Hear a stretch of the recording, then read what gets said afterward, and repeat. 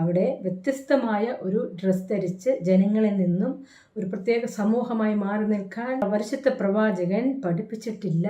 ഖുറാനിലുമില്ല, ഖുറാനിൽ ഒരിടത്തുമില്ല. പ്രത്യേക ഒരു ഡ്രസ് കോഡ്, പ്രത്യേകം ഒരു വസ്ത്രത്തിനൊരു രൂപം മുസ്ലിംസിൽ പുരുഷന്മാർക്കോ സ്ത്രീകൾക്കോ കൊടുത്തതായിട്ടൊരു തെളിവും ഖുറാനിലോ പ്രവാചക അധ്യാപനത്തിലുമില്ല. പ്രാദേശവാസികളുടെ സമ്പ്രദായം പിന്തുടരാനാണ് നബി നമ്മളെ പഠിപ്പിച്ചിരിക്കുന്നത്. അല്ലാതെ നമ്മളൊരിക്കലും വ്യത്യസ്തമായിട്ട് മാറിപ്പോകരുത്. നമ്മളിപ്പോൾ ഇന്ത്യയിലാണ്, നമ്മളൊരിക്കലും സൗദിക്കാരാണോ മെക്കാക്കാരാണോ അല്ല, നമ്മൾ ഇന്ത്യക്കാരാണ്. അപ്പം ഇന്ത്യയിലെ ജനങ്ങൾ എങ്ങനെ ധരിക്കുന്നു വസ്ത്രങ്ങൾ, അതാണ് നമ്മൾ ധരിക്കുന്നത്.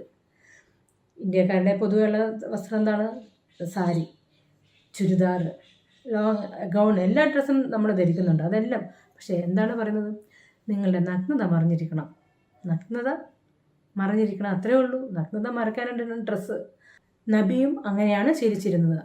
ആ ദേശത്തുള്ള ആൾക്കാർ എന്ത് ഡ്രസ്സ് ധരിക്കുന്നോ അത് തന്നെയാണ് നബിയും ധരിച്ചിരുന്നത്. ആ ദേശക്കാർ എന്ത് ഫുഡ് കഴിച്ചിരുന്നോ അത് നബിയും കഴിക്കുമായിരുന്നു. നമ്മൾ മറ്റുള്ളവർക്ക് ഭയപ്പെടുത്തുന്ന രീതിയിലുള്ള ഡ്രസ്സുകൾ മാറ്റിയിട്ട് കളർഫുൾ ഡ്രസ്സ് ഇടും. സാധാരണ ജനങ്ങളെ പോലെയാകും. നമ്മൾ ഇന്ത്യക്കാരല്ലേ. മറ്റുള്ളവരിൽ ലൈംഗിക വികാരം ഉണ്ടാകുന്ന രീതിയിൽ നമ്മളധികം എക്സ്പോസ് ചെയ്യാൻ പാടില്ല.